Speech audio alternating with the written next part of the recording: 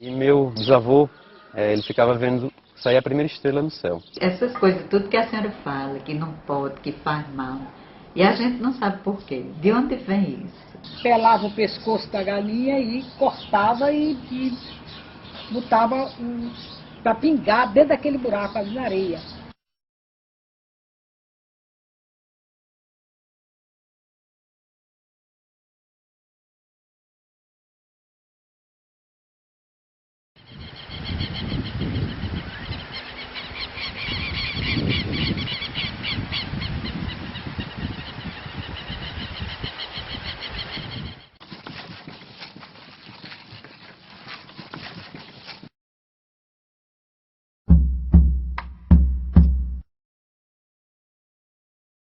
Eu nasci de família católica, minha mãe é católica, meu pai é católico.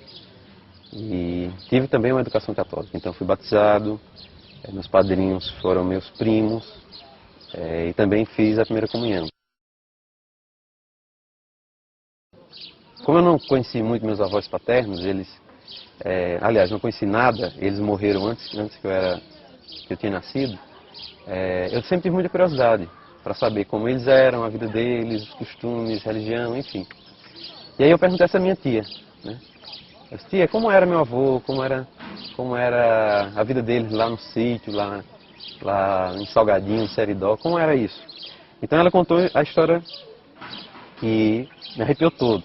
E a história foi o seguinte, ela disse que alguns dias da semana, a mãe dela penteava ela, arrumava, botava laço, melhor vestido, todo mundo se punha ao redor da mesa, e meu bisavô, ele ficava vendo sair a primeira estrela no céu. Então quando saía a primeira estrela no céu, eles se trancavam em casa, a minha bisavó colocava todo mundo à mesa para jantar, e acendiam-se as velas, e o meu avô, o Manuel Canuto de Oliveira, ele já bem idoso, ele já devia ter pelo menos 80 anos nessa época, porque ele casou tarde, então ele rezava e cantava numa língua que a minha tia, ela disse que não era português, e que ela era muito criança, ela tinha uns 5 anos, e ela se divertia muito, porque ela ficava somente balbuciando aquelas canções, aquelas orações que ele fazia. E quando ela me contou essa história, né, isso despertou uma curiosidade grande. Eu disse, pô, que costume é esse que se faz lá no interior, lá no sítio, há mais de 100 anos atrás, né? Que língua era essa que ele rezava? Que dia era esse que ele sentava com a família? Por que eles se trancavam? Né? Então veio muitos questionamentos.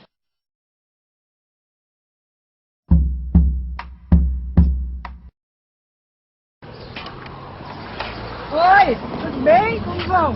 Vamos entrar. Seu João tá aí? Tá, sim, ele está aqui. Pode entrar. Nós aqui fomos a primeira família marrana aqui. E acredito que no Brasil todo, porque ninguém falava nem marrano.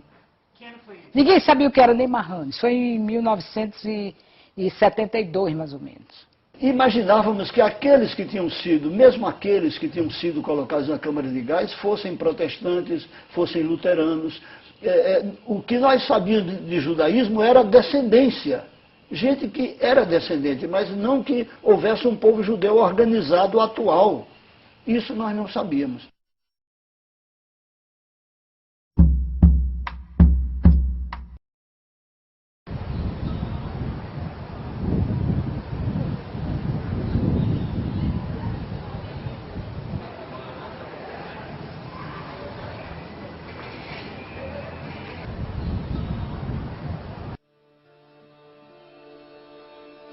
Apenas me restaram lembranças, recordações a que me avizinham, tesouros que são minha herança, guardados com muito carinho.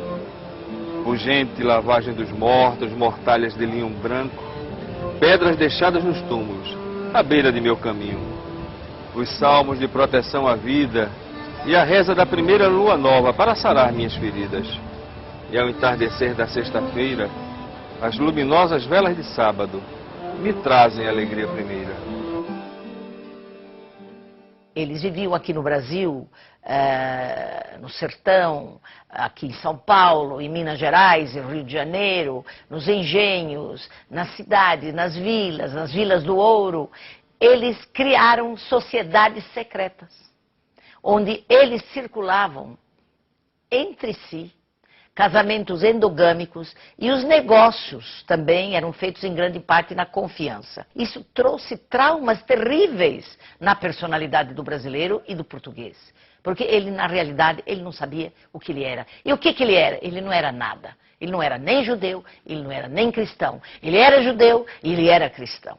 Então, esse conflito é um dos aspectos mais interessantes dos estudos sobre a história desse capítulo da história do Brasil.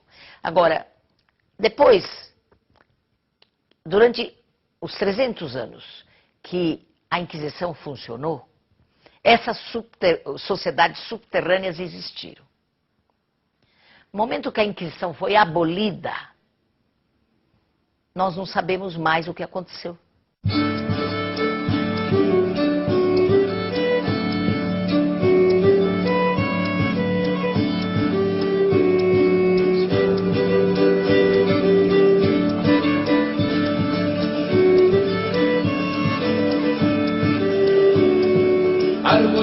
Almendra que yo plantí, por los tus ojos pedrolí, sinceros mis hombros y mis brazos, de los tuyos decretados, que yo por ti, que yo por ti, que yo por ti me muero yo.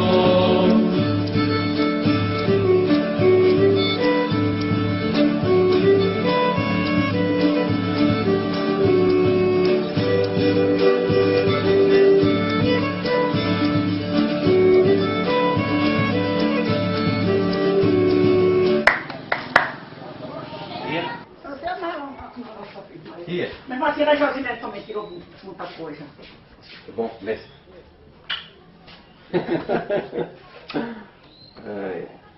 Essa aqui é a casa da minha bisavó. Onde ela viveu os últimos anos da vida dela.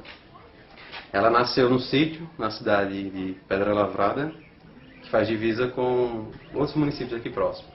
E viveu muito tempo no sítio, né? Teve os filhos lá e acho que ela, mais ou menos uns 50, 60 anos, ela veio morar atrás, ela veio morar aqui.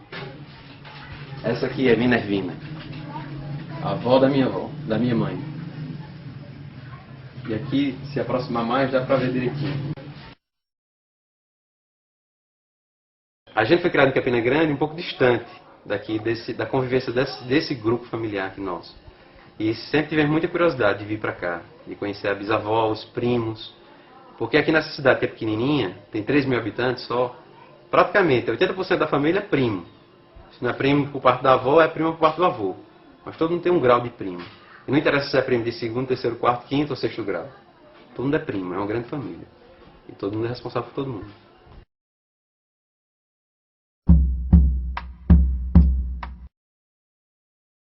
O Everton Cordeiro Rodrigues. Joel Cordeiro Rodrigues Santos. Nelda Cordeiro Costa. Maria da Luz Cordeiro de Brito. Selma Cordeiro Gonçalves. Da minha família matrilinear veio toda daqui, né? Então eu vim para cá pesquisar na igreja os documentos que eram da minha avó, da minha bisavó, e porque todo mundo dizia que nós éramos a família era de Pedra Lavrada. E uma coisa curiosa que eu descobri é que no documento dela estava lá, Minervina, filha de fulano Cordeiro, natural dos Porcos do Seridó. Então, o que é esse Porcos do Seridó? Né? Aí eu vim descobrir que Porcos é um sítio, porque os primeiros cordeiros daqui há 150, 200 anos atrás, eles não nasciam na cidade, eles nasciam no sítio.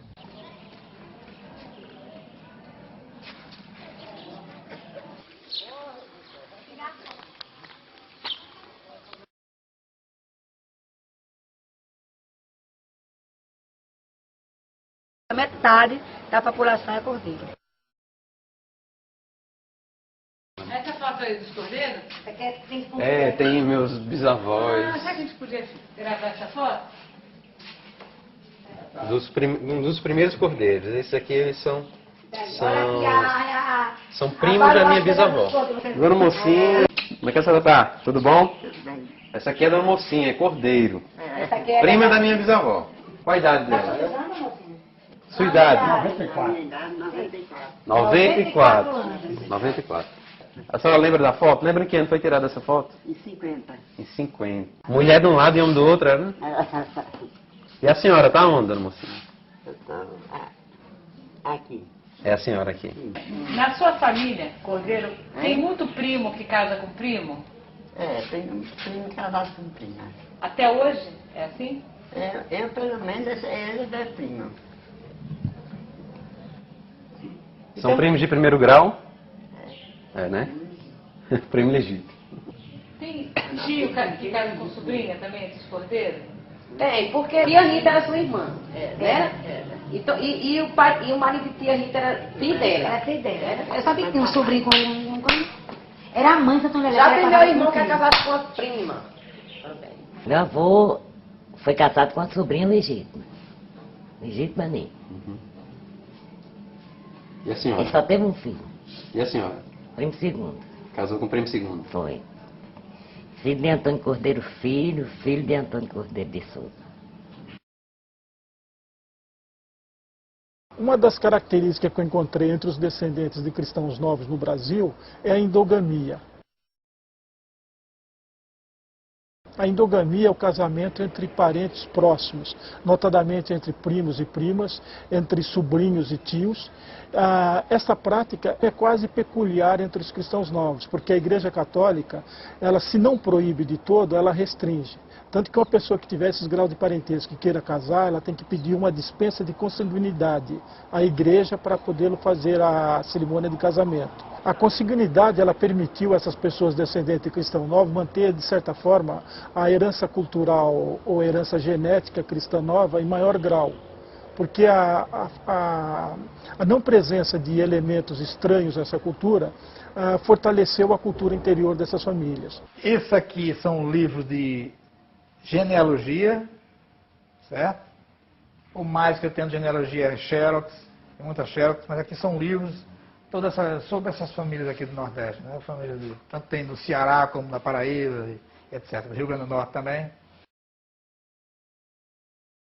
Eu diria que, como ocorreram muitos cruzamentos com cristãos novos desde o início da colonização, em 1500, a partir de 1500, eu acredito que todos os nordestinos, pela minha experiência que eu tenho com genealogia, todos os nordestinos que têm raízes antigas de Recife, Salvador, esse pessoal, todos eles, sem exceção, têm uma raiz judaica. Não tenho dúvida com relação a isso. Agora, a lembrança disso já se perdeu há muito tempo, né?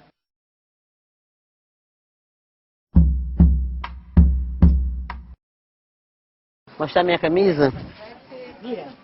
Para virar as costas.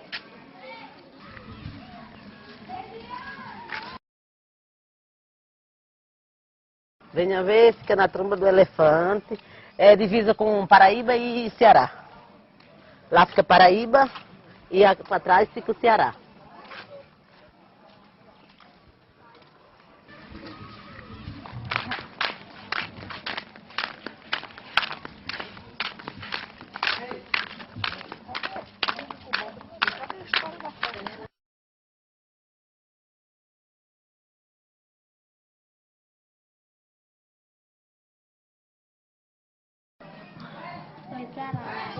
Todos nasceram aqui em Viver?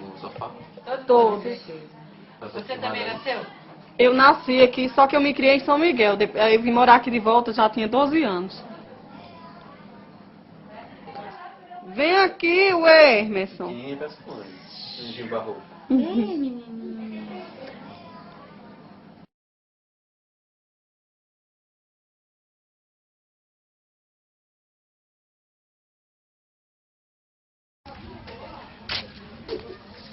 Quem que mora aqui, dona Tiquinha?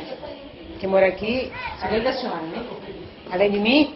Meu marido, meus filhos, meus netos também. Meus filhos moram tudo aqui ao redor. Ao redor? Aquela casa lá, a última de lá é de Miguelina. Aqui é de uma filha. Aqui por trás é do filho. E aqui no meio fica a minha. É o centro, é a trempe.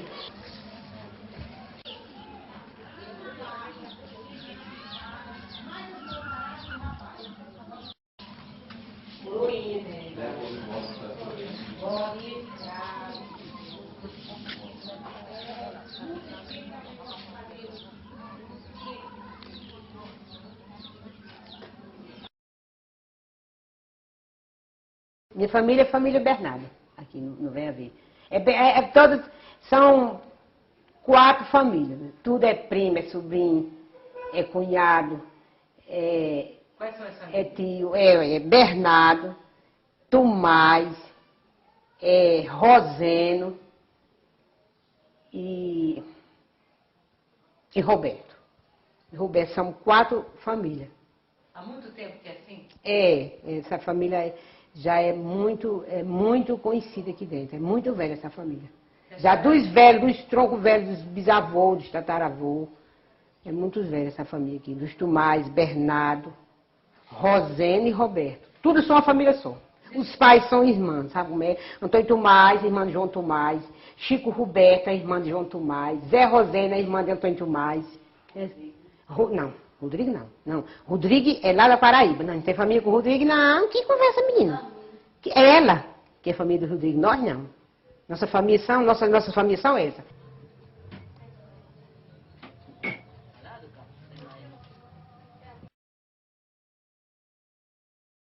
Mostra a sua casa um pouco pra gente. Minha casa, minha mãe, olha o que é uma cumbuca velha dessa. Só é nova, né? Vamos. Eu vou na frente. Vamos embora. Que eu sou uma porrocada. Vamos lá. Mais. Aqui é panela de comer, né? Arroz, feijão. Bota mais arroz, mais óleo que só não dá não. Mexa não, minha filha, mexa não. Quantos filhos a senhora fez? Eu, 14. Criei 8. 8 mulheres. E quantos netos a senhora tem? 102. E 40, quanto é, Miguelina? 42 bisnetos. 42 bisnetos. E 102 bisnetos. Neto. Opa. Tá bom. Pode olhar. E aqui o que é? Aí é um quarto de dormida. Aí o quarto aí. A cama da velha, como é que tá aí? Pode filmar. Aí tudo é caixa, negócio guardado, roupa, essas coisas. É o guarda-roupa. Cruzinha, tem uma cruzinha, tá aqui. Sou religiosa. Pai, mãe, avô, tudo. Tinha padre na minha família que já morreu um bocado. Santa de Virgem, Aparecida do Norte, Padre Cício Romão, Nossa Senhora das Dores, Padre Cício, Nossa Senhora da Conceição, Santo Expedito, Santo Inópolis, Nossa Senhora do Desterro, Frei Damião, São Jerônimo, São José, Coração de Jesus, Santo Cosme Damião, Nossa Senhora da Pé Socorro, São Sebastião, Nossa Senhora do Desterro, Senhor São Lázaro, Santa Rita dos Impossíveis, Nossa Senhora da Cabeça. Não sei se é não, comadre. Olha, é santo por riba de santo. E desde quando tem? Ah, bom, comadre, desde eu menina que eu uso o santo. Todo dia eu rezo, todo dia. Não me esqueço, não. Não tem doença pra não rezar, não.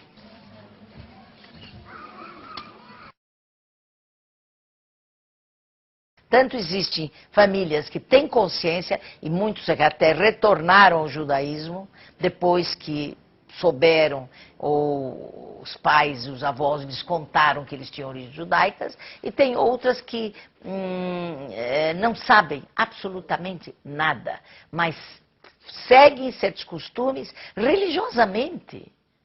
Eu conheço casos incríveis de famílias aqui que seguem costumes tipicamente judaicos e que elas não sabem por quê.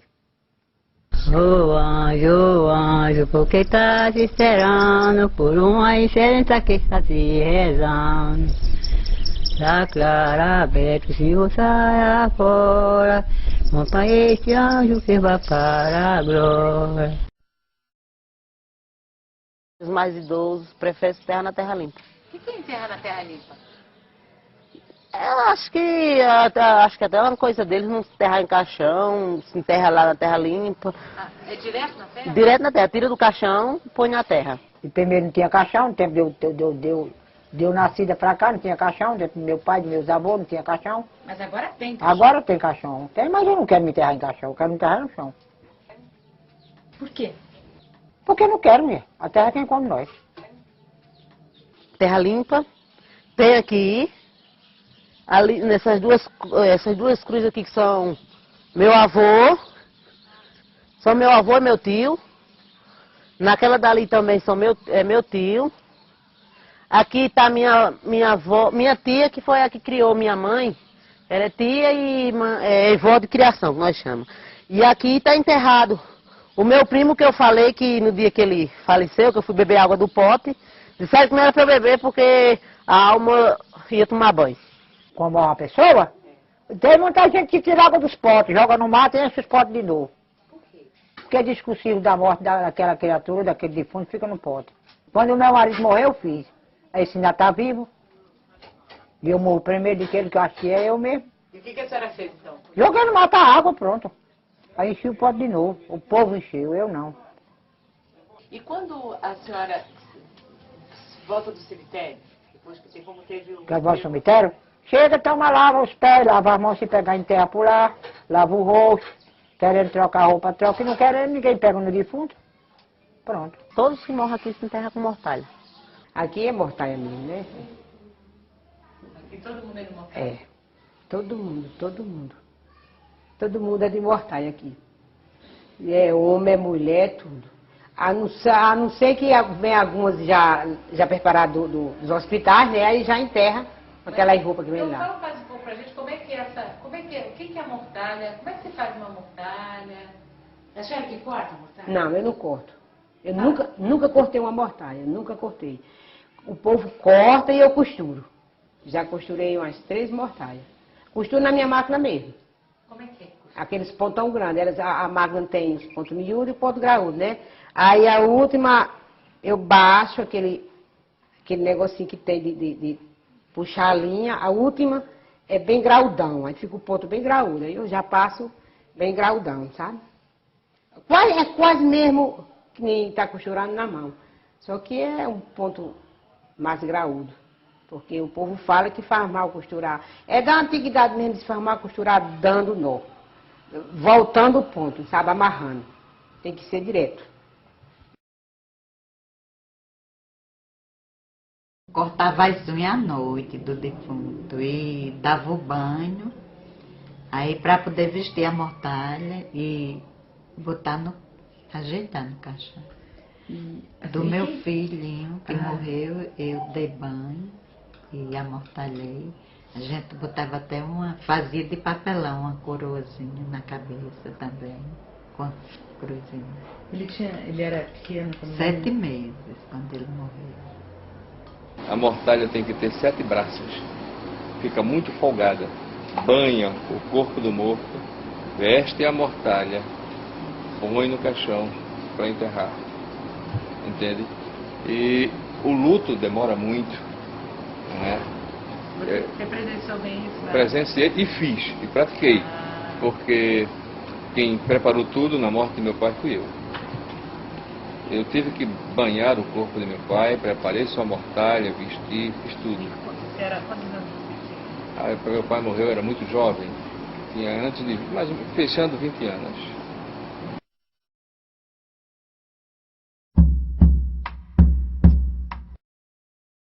Estamos dentro do cemitério aqui, o cemitério. De que cidade? É, São Paulo do Potengi. Que fica perto de Natal. É, fica perto de Natal. O senhor vai levar a gente aonde agora? Aqui na capelinha, onde estão os caixões dos defuntos. Que caixões são esses? São uns 6 caixões mais. Diz que é o caixão da Alzheimer, diz, né? Que é o caixão da Alzheimer. Aí a pessoa vai, vem uma pessoa buscar, a pessoa vai e entrega. Mas sempre nunca procura não. Se acaba aqui, vai pro lixo, se acaba aqui mesmo. Nunca procura não.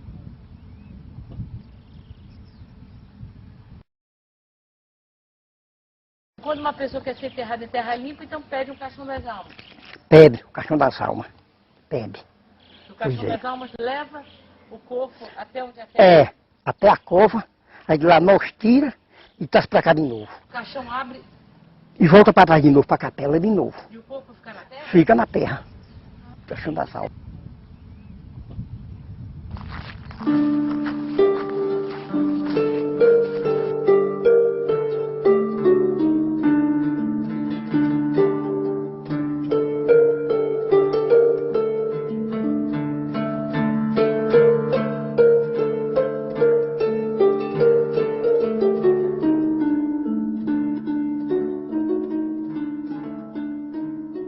nessa região do Potengi, e em algumas outras regiões aqui do Rio Grande do Norte, como no Seridó também, é comum se colocar pedras nessas cruzes em beira de estrada, como forma de lembrar da pessoa.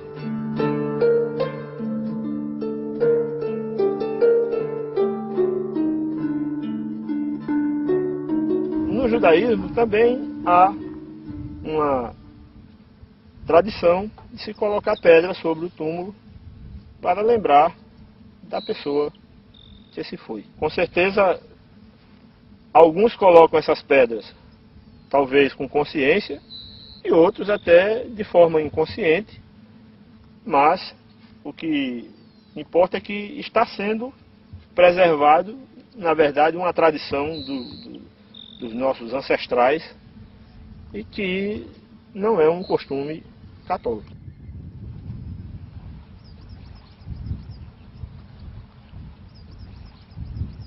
Esses costumes que existem no Brasil ainda, no interior, e de ponta a ponta, desde o sul até o norte existem esses costumes. Eles são costumes tipicamente originários judaicos. Resquícios dos costumes que eram seguidos por essas sociedades secretas durante o período colonial. Ou a mortalha, que eles, quando alguém morria, eles enterravam em terra virgem, e em covas profundas,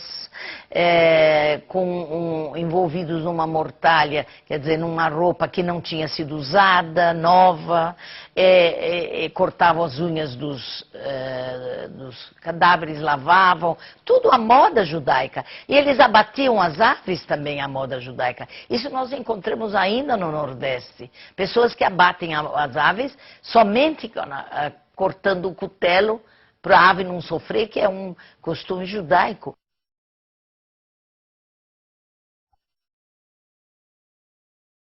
Minha mãe me ensinava quando eu era pequena, que ela ia matar a galinha, que elas criavam galinha no quintal, e matava, e antes de matar, elas faziam um buraquinho no chão, na areia, e ali pelava o pescoço da galinha e cortava e botava para pingar dentro daquele buraco ali na areia. E eu muito inocentemente, não sabia por quê, mas perguntei para ela por que ela fazia aquilo. Ela disse o seguinte: porque ali, aquele sangue, era a vida do animal. E a vida do animal não se podia comer. Alguém quer checar se o outro é marrano, se tem os mesmos costumes que ele. Isso não procede. Veja que estivemos séculos debaixo de uma perseguição metódica, sistemática, intensiva e constante. Então não foi possível guardar tudo. Não foi possível dissimular para transmitir tudo. Alguma coisa foi conservada, outras coisas se perderam para outras famílias, mas foi conservado por outras famílias.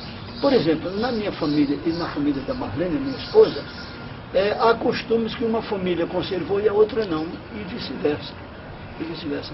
Por exemplo, em nossa família, em minha família,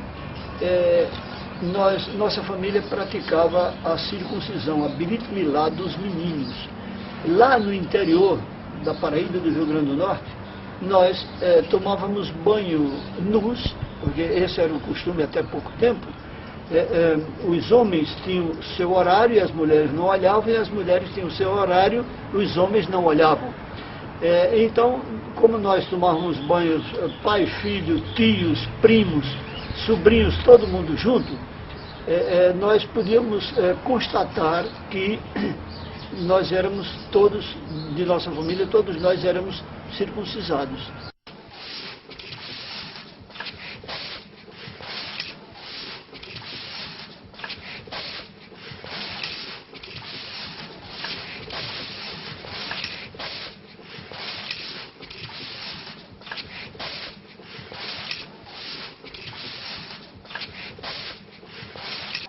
Pronto?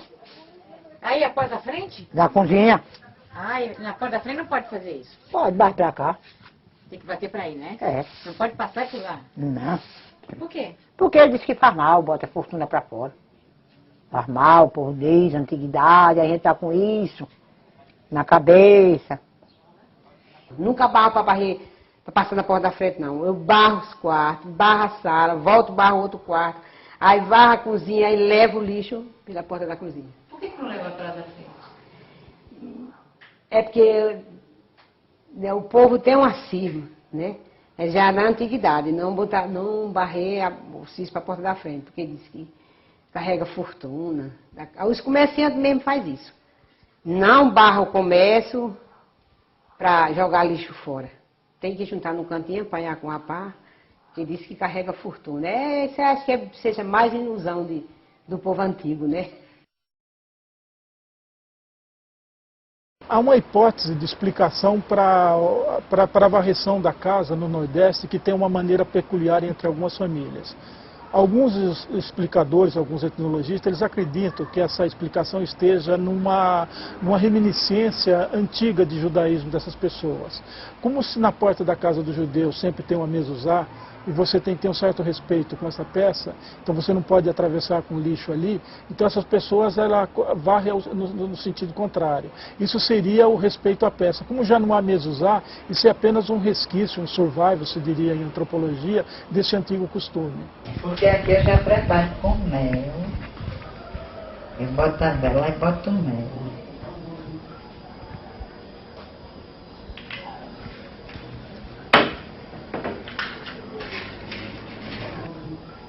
Aí eu levo lá pro quarto, sempre lá.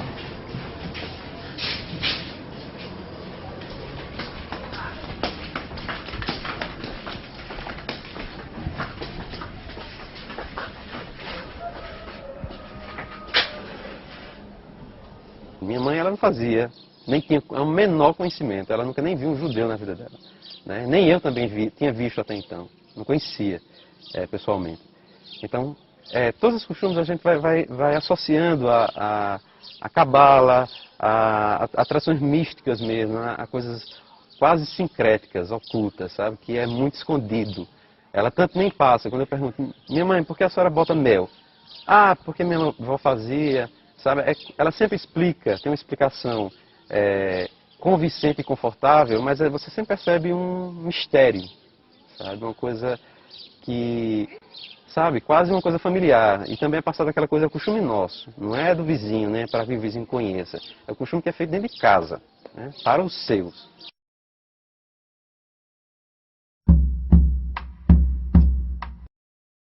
Então aqui é o Centro São Joaquim, é a inteligência da paróquia de Santana. A paróquia de Santana é a primeira de todo o Seridó, mais antiga e a mãe de todas.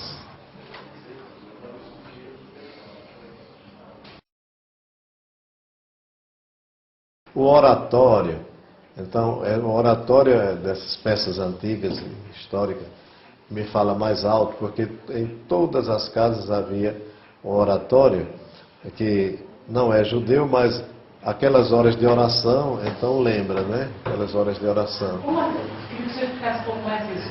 Sim. Como as horas de oração? Por exemplo, no clarear do dia, sempre a família estava rezando, pelo menos o chefe de família rezava meio-dia, rezava de noite, sabe? Aquelas horas de oração. Bom, então havia muito a prática do cristianismo católico, mas muito ligada àquelas bases. Tá onde, oratório? Não foi que eu fui, professor. Não foi que eu fui.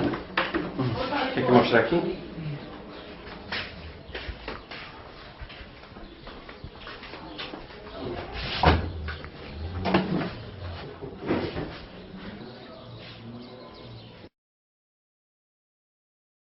Então, esse aqui é o oratório que é da minha bisavó e está com a gente já há muitos anos, acho que há mais de 150 anos. E todos os oratórios das avós, das tias e primas, eles eram feitos pelo mesmo artesão, que era chamado Mestre Salomão. O Mestre Salomão ele fazia os santos, as imagens. Ninguém podia ter um oratório que não fosse produzido por ele, feito por ele. E o que é curioso, que é um oratório comum, não é feito outro qualquer, que tem a cruz, que tem um lugarzinho para botar os santos.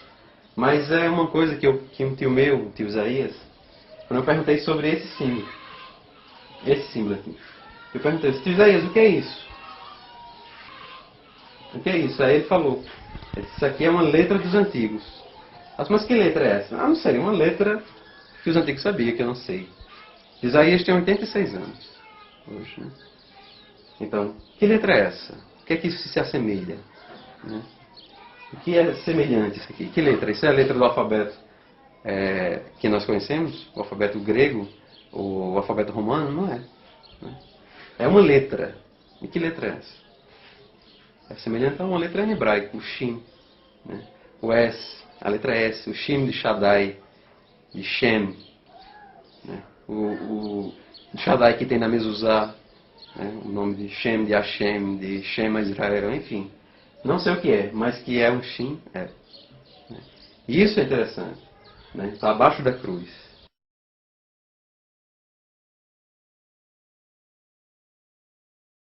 Essas famílias, que são famílias do interior,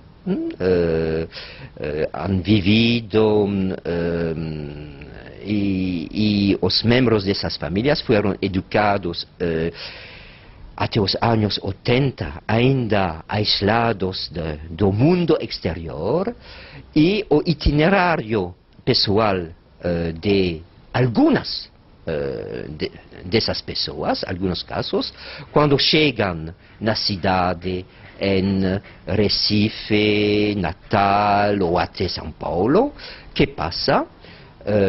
Descobrem que esses costumes familiares que essas pessoas consideravam como cristãos, descobrem que não comer porco, acender uma vela na sexta-feira para os anjos, não se fala do Shabat, mas esses costumes não são recomendadas por a igreja e não podem explicar-se de outra maneira que por uma origem judaica.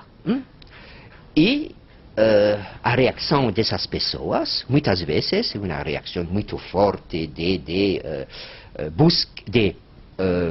procura das suas raízes, da sua origem. Muitas famílias do Nordeste, como de todo o Brasil, são descendentes desses cristãos novos e, como no tempo da colônia, nas mesmas famílias encontramos cristãos sinceros e com uma fé cristã muito forte, e na mesma família, judaizantes na época, e hoje, pessoas que retornam ao judaísmo nas mesmas famílias. E a situação hoje é tão complicada, tão complexa, como antigamente no tempo da colônia. Nunca ouvi da parte do senhor cardeal, filho do Seridó, Dom Eugênio de Araújo Salles, que é cardeal do Rio de Janeiro até ontem, da parte dos senhores bispos, os bispos que já passaram por mim, e o povo cristão e religioso e autoridades religiosas, nunca houve a menor crítica a esse meu acreditar e esse meu desejo de que a cultura judaica seja expandida e que nós tenhamos a prova por A e B que descendemos de Abraão. Nunca. Ou esse título que dão por aí, o padre judeu, nunca. Inclusive, está aqui no cabeçalho do meu bloco.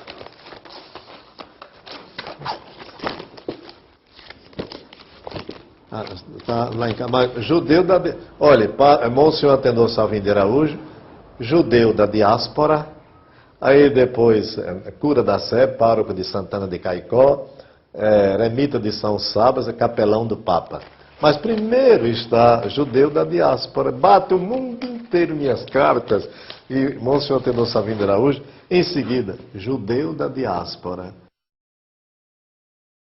Ser judeu pela visão ortodoxa é aquele que nasce de uma judia ou de uma mãe que se converteu ao judaísmo. Né? Então, se minha mãe é de origem marrana, se a avó dela é marrana, se a bisavó é marrana e assim por diante, eu também sou marrano. Eu sou cristão novo. Eu sou anuncio. Né? Eu sou filho de um forçado. Né? Então, eu não preciso mais da conversão. A conversão não cabe mais a mim. Porque eu não sou um gentil, eu não sou um não-judeu, eu sou um judeu. Um judeu que se assimilou, que perdeu os costumes, que se afastou da tradição, que deixou de guardar tal costume ou outro, mas que guarda alguns costumes, que tem uma porção de Torá, né? Isso me faz ser judeu. A comunidade judaica oficial, ela está isenta, poderíamos assim dizer, de culpa do desconhecimento. Ou seja, desconhecer não há culpabilidade em desconhecer. Em virtude de não ter conhecimento daquilo que não é parte de sua própria história, porque essa é parte da nossa história e não dessa comunidade. A Divina do Leste, a Europa, que tem 70 anos em Recife. Nós estamos aqui há 500, eles têm apenas 70, então não fazem parte dessa construção dos últimos 500 anos. Então nós sabemos que por desconhecimento eles não poderiam ter uma outra atitude a não ser o choque. Realmente é um pouco traumático, repentinamente, encontrar um nordestino, não é? Que come tapioca, cuscuz, carne de sol com macaxeira, faz um quiduchezinho com cachaça, né? Afirmar-se, né? Cristão novo, um judeu de origem cristã nova, e um conjunto de famílias que hoje mostram, põem à tona, fazem emergir a própria comunidade judaica, essa identidade, que é uma identidade que se preserva e se manteve oculta durante séculos.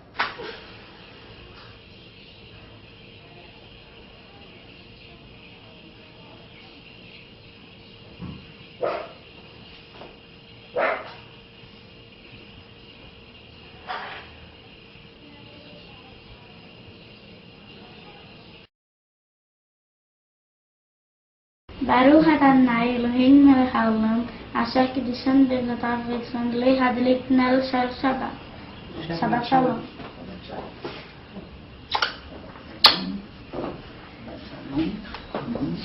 Shabbat Shalom.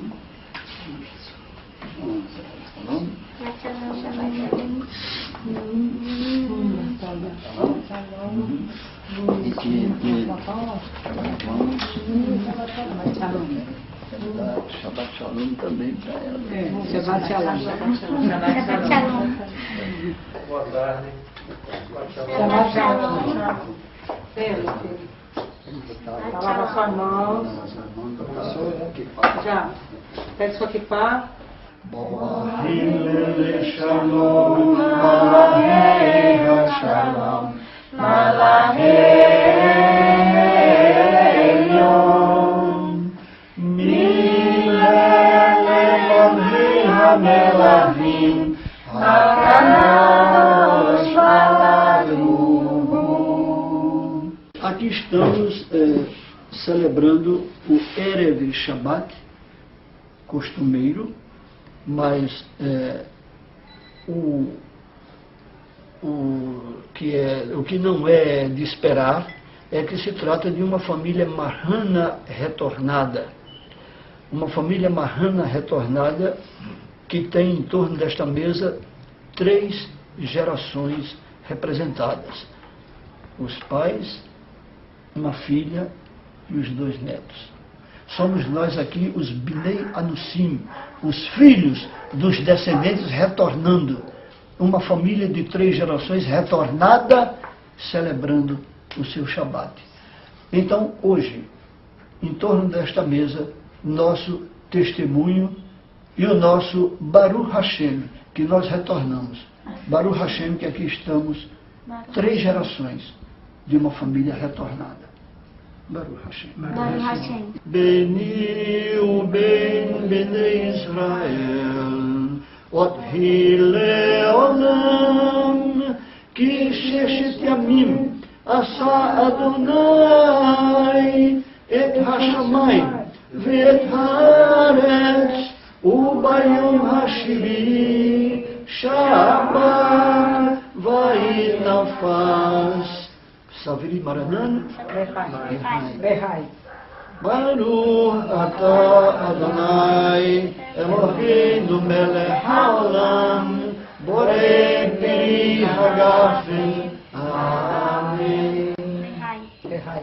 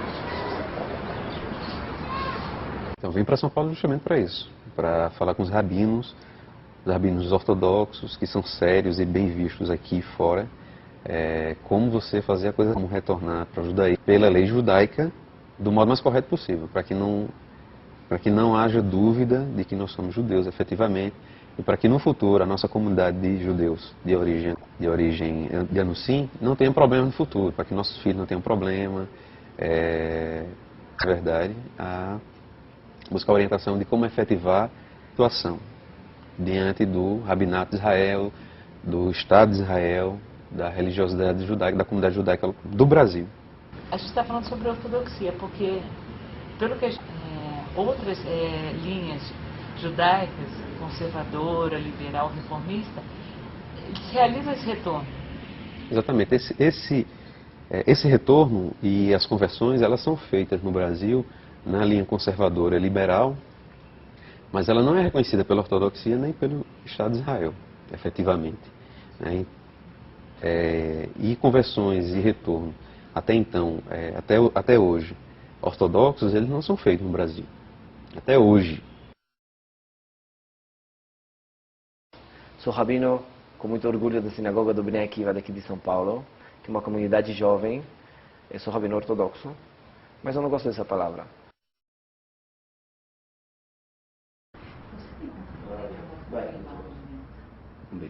Pode ser.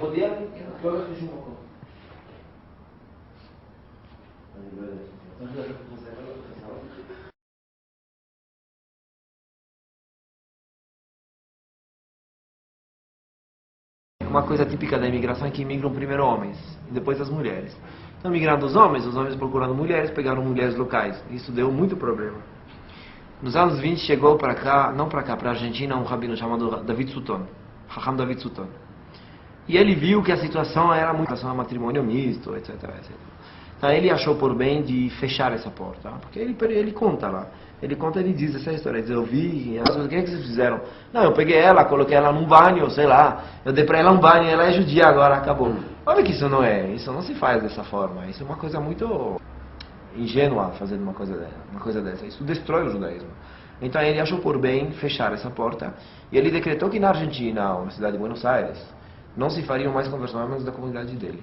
Como ele, antes de imigrar ele passou uns anos em Israel, ele tinha um contato com os grandes rabinos de Israel.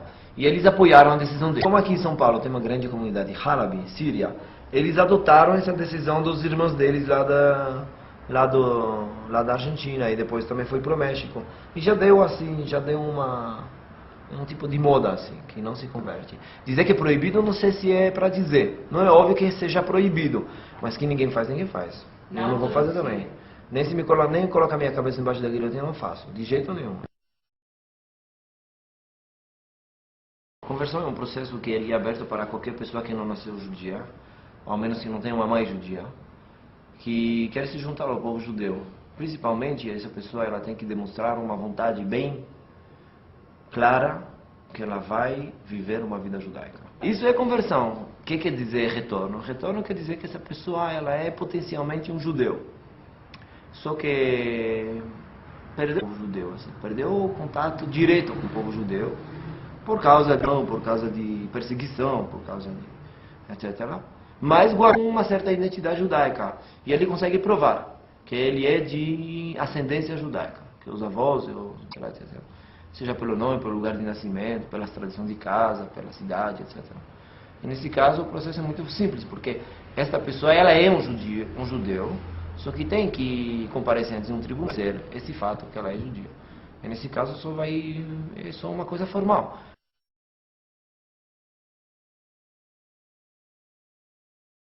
Ou seja, quando essas dúvidas surgem, para rabino, você recebe as questões de pessoas que têm dúvida e vontade de retornar.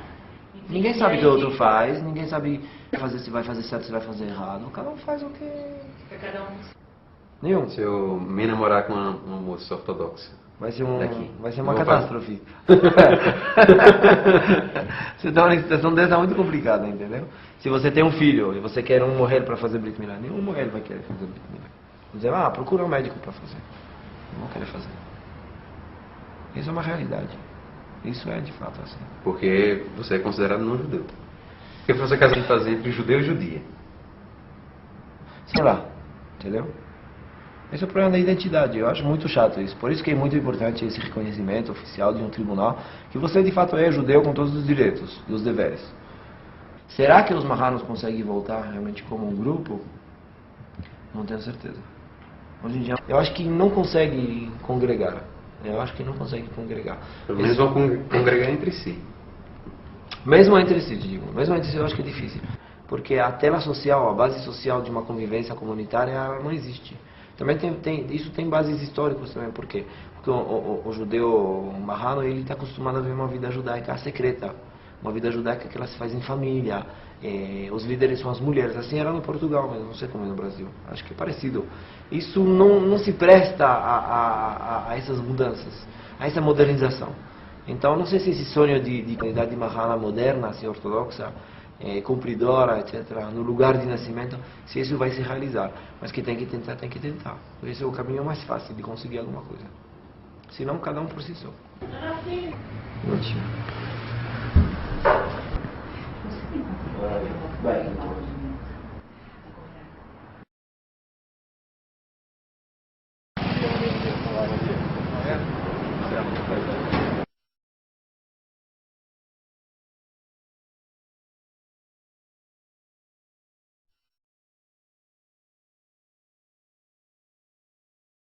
A lei judaica diz que judeu é aquele que nasceu de uma ventre de uma mãe judia. A única prova que a gente tem que a herança é matrilinear é porque todos os costumes que a gente tem, que é a parte cultural, é transferida de mãe para filho, de mãe para avó, e tem sido assim, pelo menos na minha família, há 300 anos, em outras famílias, que a minha família aceita casamento, porque a família é muito endogâmica. Uma pergunta, só aceita. uma pergunta. Se uma dessas famílias, nesses 300 anos, adotou uma criança, como que é feito aqui, na minha comunidade aqui, tem várias famílias que, por N razões, adotaram crianças. Foram criados como judeus. O halakha não considera eles judeus ou judias se eles não vão fazer um processo de conversão. A gente quer um retorno, a gente não quer conversão. Eu falo por mim e falo pelas pessoas que eu conheço. E retorno como era feito. Nós somos descendentes, oralmente e pelos documentos, nossos sobrenomes são portugueses. É uma prova histórica que nós somos de Portugal. Então, os judeus portugueses, a gente quer essa herança, a gente quer voltar para esse judaísmo. Ok. Né? Ou seja, o contato primário e o mais importante é com um órgão de Israel ou dos Estados Unidos. Eu acho que Israel seria melhor, que eles vão formalizar esse processo. E é muito importante, Luciano, você dos dois lados, não deixar que o nome desse processo complica isso. E no final do dia você não precisa de uma aprovação de quem você é. Você sabe quem você é. Mas a questão é não se você é judeu ou não é judeu. Você não me perguntou isso. Você me perguntou como ser aceito na comunidade mundial ortodoxa. Eu entendo alguém que vai usar uma outra linguagem porque não está usando o coração, está simplesmente pegando a lente da halakha. A tua mãe é judia, sim ou não? Você não tem certeza? Então, conversão de dúvida. Que seja assim. Eu acho que isso não pode. Eu acho que parte do objetivo teu é para tentar passar por cima desta palavra, importantíssimo para vocês, não minimizando isso, e para vocês não se ofenderem de uma palavra que talvez vai ser insensível emocionalmente, mas vai ser uma maneira, não tem na lei. Infelizmente, os Anosim é uma história triste. Então, quando Deus deu a Torá, Ele não escreveu uma lei especial para os Anosim. Então, a gente aplica retorno ou conversão. Chama de retorno, deixa que um outro chama de uma conversão de dúvida. No final do dia, é o mesmo processo. O retorno, no final do dia, é alguém que quer praticar o judaísmo. Então, no final do dia, é a mesma coisa. Você entendeu? Uhum.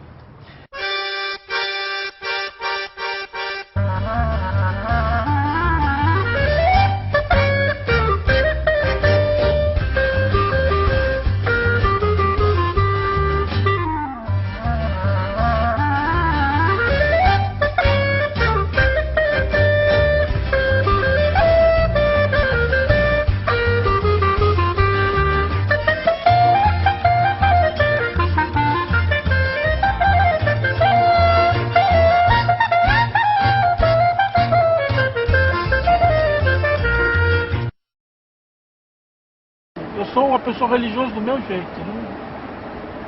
Você entende? Entendo, você tem a sua religiosidade. Eu sigo o que o Maimônides fez, o que ele está lá, o que ele marcou lá. Todos aqueles princípios que ele marcou lá, eu acredito naquilo. Porque para mim não é uma religião externa. O judaísmo eu não precisei. Quando você converte, é que você tinha uma crença anterior e você substitui por outra.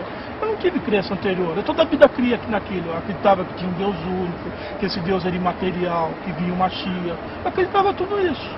Agora só faltava dar o nome dessa crença judaísmo. Você pode chamar de hugenótico, pô, eu acreditava naquilo. Por coincidência, é exatamente o que o Maimônides acreditava. Isso me basta. Para mim é ótimo.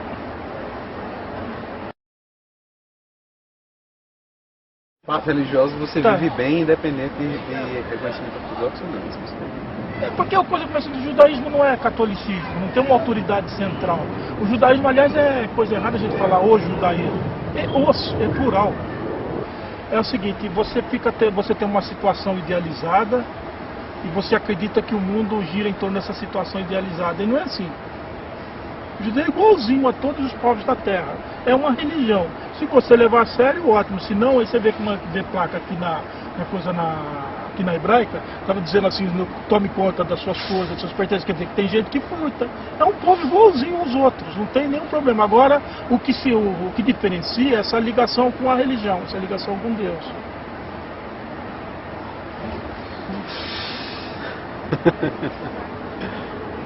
Tá ficando mais confuso, Luciano? É, um outro ponto de vista, né? Um outro ponto de vista, mais um. Mais um. É porque, olha, essa semana tem entrevistados rabinos, um sempre diz uma coisa, outro diz outra. São todos rabinos ortodoxos. O Daniel Tuito, que é do Bnei Akiva, o Abraham Sajak, que é filho do... Tá, esse tem formação, acho que de Beit Rabat. Isso. E vou encontrar o outro que é Sami Pinto. Tá, esse é mais agora vendo a sua opinião e a minha opinião está se formando a partir disso também. Então, eu acho que você vai formar convicção através da conversa com as pessoas. Isso. Você começar a conversar, não só com rabinos, mas conversando com gente comum mesmo. Aí que você vai formar a sua convicção, como é que essas pessoas têm o dia a dia, o que é que elas fazem. Aí que você tem a sua convicção. E aí você vai pegar o seu caminho. Bom, então, agora a gente vai se encontrar com a professora Anita Novinsky, que é a maior autoridade em Inquisição aqui no Brasil e uma grande incentivadora desse retorno também. E a primeira pessoa no Brasil que começou a estudar a história dos cristãos novos. É uma pessoa importante e a gente vai conhecê-la agora. Pela primeira vez.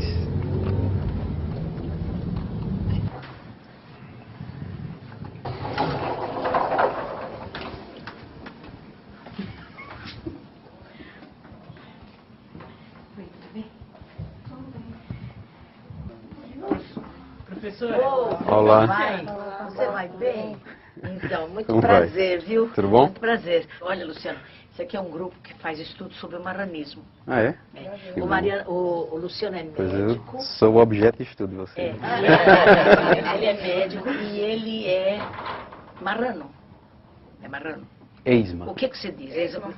Ex-marrano. Mas você agora conta pra nós um pouco da sua... Ah, não vai filmar eu desse jeito assim. Que é isso? Deixa eu me arrumar um pouco. Então, o Luciano vai contar pra gente um pouco. Nós estudamos o marranismo, né? E você vai... Agora temos um exemplo na praxis. Vivo. Uma coisa legal que acho que os estudiosos têm que pegar é o vocabulário. Se você for estudar, você tem que estudar o vocabulário das famílias marranas. Por exemplo, eles dizem assim, que eu acho que o vocabulário você descobre muita coisa. Por exemplo, ele diz assim, existe uma diferença entre religião e a prática religiosa que ele tem em casa. Então, a prática religiosa ele chama a lei, a minha lei. E quando ele fala de religião, ele não, religião é coisa para padre, é coisa para igreja. Então, ele diferencia. Lei é a sua lei, é a lei da família, é a lei do costume familiar. Olha. Vão muito pouco à igreja, muito pouco, vai uma vez por ano. Mas sua mãe é batizada? Minha mãe é batizada, eu fui batizado. Você também foi batizado? Fui batizado, quem não foi? Qual é o marrano que não foi? É, né? É. Que Então, interessante. mas, porque o que é ser marrano? Ser marrano é justamente ser isso, é ser Batizado. judeu por dentro Eu por dentro. e católico por fora. Né? Né? É uma proforma. Você vai na igreja para mostrar àquela sociedade onde você vive que você é católico. Para cumprimento do mundo. Somente. É o que conversa. Mas em casa é diferente. Né? Para se inserir socialmente, né, Luciano? Então, a gente, assim, existe, se você ver, a gente tem 500 anos de conversão forçada, mais de 500, né? Pouco mais de 500. Então, o judaísmo, ele consciente, ele passou até o século XVIII. Até o século XVIII era bem consciente.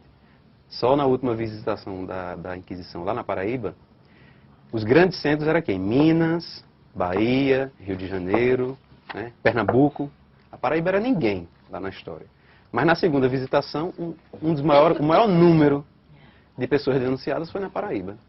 Então como é que num estadozinho desse tamanho, que tem uma população pequena, tem mais gente denunciada do que em Minas, que era onde todo mundo estava indo, atrás do ouro, atrás do ouro. Então por que a Paraíba tem essa característica? Porque ela tem muito cristão novo, muito marrano.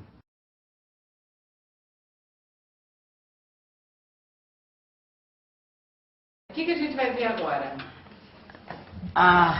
Vocês vão ver o arquivo, uma parte do arquivo da Inquisição, que está no Brasil, né? Aqui, que vai pertencer futuramente ao Laboratório de Estudos sobre Intolerância, e que foi em parte catalogado, mas ainda tem muita coisa para catalogar, tem mais de 200 temas diferentes sobre intolerância e sobre a Inquisição no Brasil. É da sua coleção pessoal? É, minha coleção pessoal, que pertencerá futuramente à Universidade de São Paulo. Luciano, essa você não esperava encontrar aqui, né? Isso aí não. Ele poder ter acesso Os documentos da Inquisição. Você vai ver os documentos em primeira mão aí, né? Mas os microfilmes estão aqui, lá embaixo tem só xerox.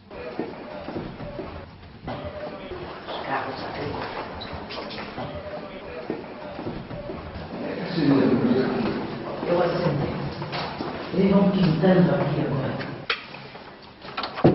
Isso. Olha. Aqui.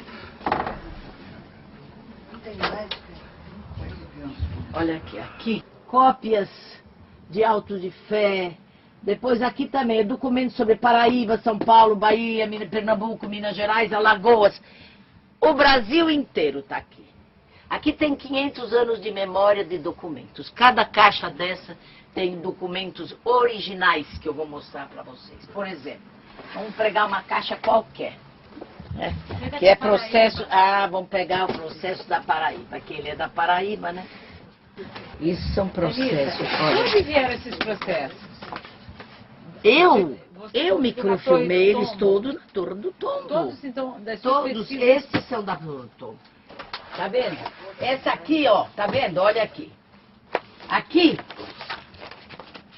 não sei quantos microfilmes tem, se tem 1000 imagens, não sei quantas. É a vida da Branca de Figueiredo, que com 72 anos foi presa na Paraíba. Foi levada para Portugal e foi condenada, né? Porque a Inquisição não absolvia jamais. Esses aqui, por exemplo, caixa 29. Aqui, por exemplo, tem Felipa da Fonseca, Mariana Pacheca Bezerra, importante família Bezerra da Paraíba do Nordeste, Guiomar Nunes Bezerra, Diogo Nunes Tomás, com 82 anos ele foi preso na Paraíba e levado para Portugal. Então aqui você tem vários. Aqui você tem uma vida só, porque esse processo era muito grande. Aqueles são menores. A maior parte das prisões da Paraíba foram no século XVIII. Mas a Inquisição atuou em determinados momentos mais num lugar do que no outro, dependendo do desenvolvimento econômico da região. Se dava mais dinheiro... A Paraíba nem economicamente não era. Era importante por causa do açúcar, era o melhor açúcar do Brasil. Era o melhor açúcar, mas tinha um menor número de pessoas. E é porque lá teve muita denúncia também, né?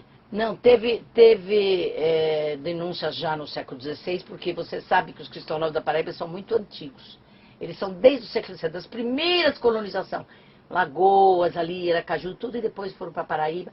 Mas a maior parte foram fugitivos na época da expulsão dos judeus junto com os holandeses. E muitos que não queriam sair foram ingressando mais, penetrando pelo sertão. Esses documentos todos, eles são provas históricas de que os cristãos novos existiam lá no Nordeste e no Brasil. Depois do século XVIII, não há mais Inquisição, não há mais documentos. Criou não existe documentos que comprovam esse Não, existem documentos até o fim do século XVIII. No século XIX, a Inquisição acabou. E ninguém sabe o que aconteceu com aquela gente. Ficou quietas, porque não teve mais prisões. Exato, então não tem mais prova histórica do século XVIII. Não, o que tem sobre o século XIX, quem está desenterrando é agora. Certo. O que aconteceu no século XIX, quem está desenterrando é você. Você é um produto desse século que ninguém sabe o que aconteceu, mas aí agora, de repente, no século XXI, emerge. Você é uma realidade. Você não é uma fantasia. E você é uma consequência deste século XVIII, que depois ficou mais ou menos calado lá no Nordeste, ninguém sabia o que aconteceu com eles, mas eles ficaram continuando a viver. Eles continuaram a viver, continuaram a praticar, e como você tem o Odimar, tem outros, né, que também vivem lá, que são os remanescentes daqueles que durante 400 anos foram perseguidos, 500 anos foram perseguidos, 400 anos, 300 anos foram perseguidos. Na realidade, eles foram perseguidos durante 300 anos. Né? Depois, no século XIX, que é o 400 anos, eles já não tem mais notícias sobre ele. E depois, no século XX, aparece outra vez em Belmonte, na Chuetas, em Majorca. Aqui, nesse arquivo, tem a memória histórica. Mas você representa a religião vivida. Não é a memória, é a vida. É diferente. Por isso a preciosidade da colaboração dele. Não é? É verdade. É preciso trabalhar com objetividade. Eu não gosto do pensamento dos abstratos. O negócio é concreto. Tá mais um assunto rabínico. O assunto é esse. Tem que ser trabalhado, tem que ser tratado, tem que ser pelo Rabinato de Israel. E ele designa quem ele quiser. Mas ele precisa assumir isso que é histórico do povo. E a gente tem um compromisso com o povo. A gente tem um compromisso com vocês. Isso pertence a qualquer judeu, a qualquer liderança em Israel. Hoje, graças a Deus, existem lideranças rabínicas com a visão comprometida com o povo e com a história. O rabino do bairro ali da direita está preocupado com 50% dessa comunidade que está casando com um não-judeu. Ele agora não está com a visão histórica. E você pode estar, ou os seus colegas, os seus familiares, podem estar tendo uma imagem de, puxa, ele não está querendo me ouvir, ele não está sensível à minha causa.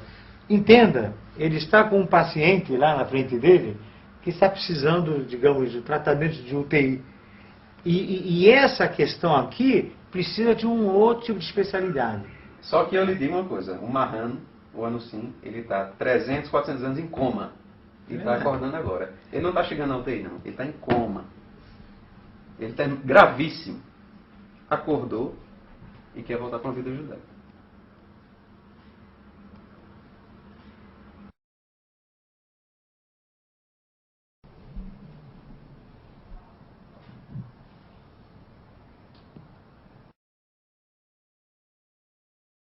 Es cierto de que en el pasado existió una resistencia de parte de Israel, no por mala voluntad, sino, como expliqué al principio, por falta de conocimiento.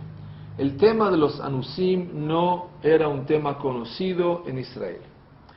Y es sorprendente, es un milagro que hoy en día, 500 años después, el tema comienza nuevamente a tener más y más interés. Sobre todo cuando los rabinos en Israel ven que hay personas serias, con buena voluntad, que vienen a Israel y se presentan como Anusim, esa es la mejor presentación y eso inmediatamente permite una relación personal. Hasta hoy en día no había relación personal entre rabinos en Israel y descendientes de Anusim en Brasil. Entonces espero que ahora se pueda fortificar el vínculo. La institución a la cual pertenezco, a Mishab, con mucho gusto está dispuesta a hacer el vínculo, el puente entre los Anusim y el Estado y el Rabinato de Israel. Y es muy difícil asumir compromiso en este primer momento, pero la voluntad de ayudar y de acompañar sin duda existe en Amishab y en el Estado de Israel.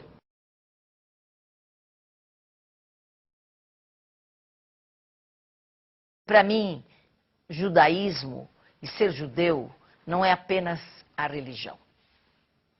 A religião é uma das partes do judaísmo, mas não é todo o judaísmo. O judaísmo é um fenômeno muito mais complexo.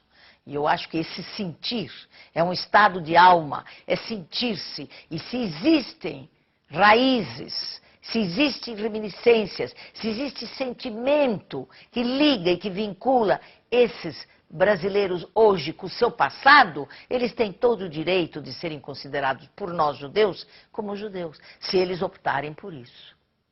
Se eles optarem por isso. Tem um ditado judaico que diz assim, eu não sei exatamente como é, mas é uma corda que é partida e você dá um nó, ela é duplamente forte onde foi partida. Então, se você é um Anusim, teve uma ruptura do judaísmo, não total, e hoje dá um nó, hoje você retorna para o judaísmo, é duplamente. Então, uma fé que você tinha pequena, hoje é uma fé 1000 vezes maior.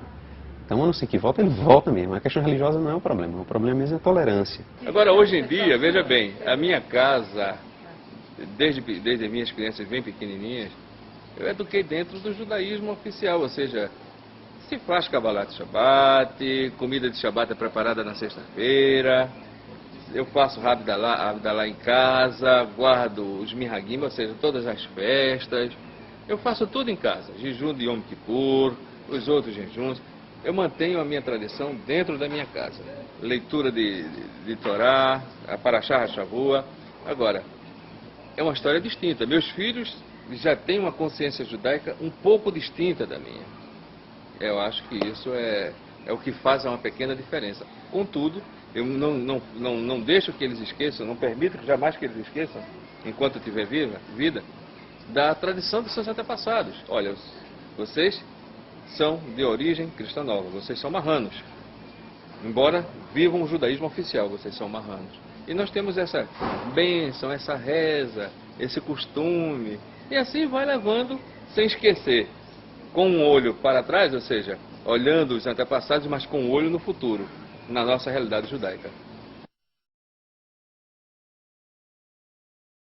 Essa pergunta me recorda a conclusão do filme de Frédéric Brenner sobre os marranos de Belmonte.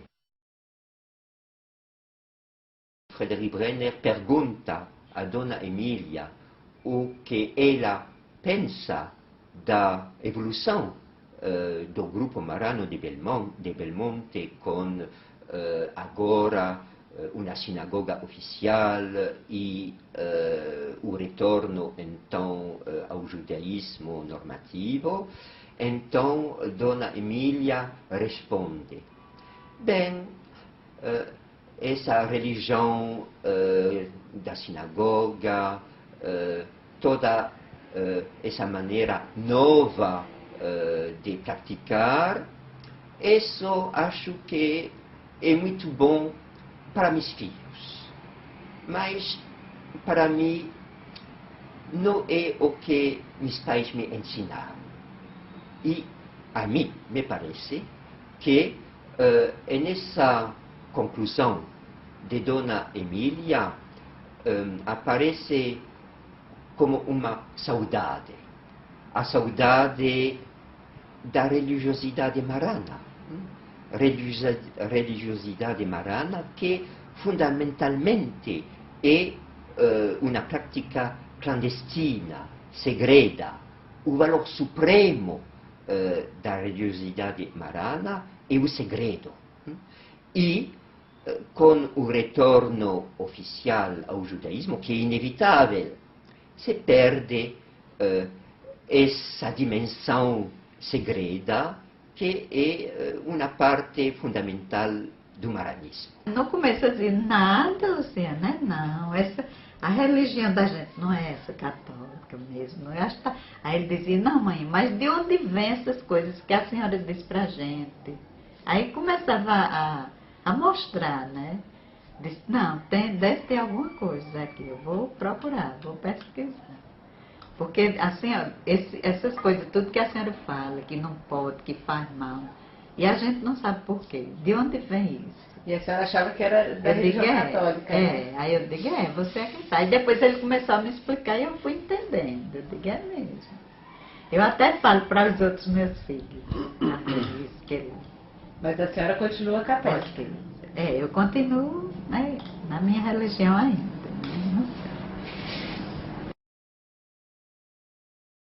Eu acho que o judaísmo ele tem um dever com os marranos.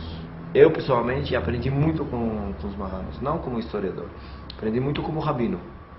Eu tive muitas aulas de fé judaica com os marranos de Belo Monte, falando sério. Porque a fé deles é fantástica. Eles têm uma convicção assim, daquele jeito de antigamente. Antes que o judaísmo se politizou, antes que o judaísmo se decepcionou de si mesmo, antes que ele entrou na crise que ele está hoje em dia. Aquele judaísmo simples, sabe? Eu e Deus, ponto final. E o judaísmo também na imagem deles era uma coisa só, que hoje em dia é difícil vender essa imagem, porque a gente está tendo uma desestruturação do judaísmo, mesmo dentro da ortodoxia tem vários grupos que brigam entre eles, não sei o que, não sei o que. Tem muita coisa maravilhosa, mas tem muita coisa que preocupa mesmo, que são tendências preocupantes, mesmo em Israel. E nosso é um dever, como religiosamente a gente acha, que na época da Geulah, na época do fim, assim, quando vai chegar o Mashiach, os judeus perdidos vão se reunir. E a gente acredita, rabinos como eu acreditam, que isso faz parte dessa reunião do povo judeu. Que os judeus dispersos, os judeus que sacrificaram sua vida, se escondendo, fazendo de conta que não eram, que se eram, que não sei o que, todos esses judeus perdidos pelos 4 cantos do mundo, o profeta diz que eles vão voltar. E a gente acredita que eles estão voltando. E você é um deles, eu acredito. Mas tem que fazer as coisas certas. E tem que ter ajuda aí, se Deus quiser, vai dar certo. Eu acredito, porque sou uma pessoa religiosa. Eu também acredito. Mas é complicadíssimo, muito complicado.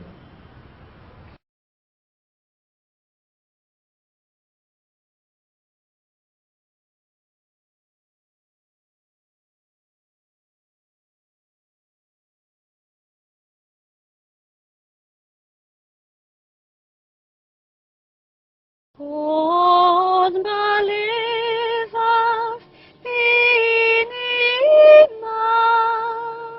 נפש יהודי הומיה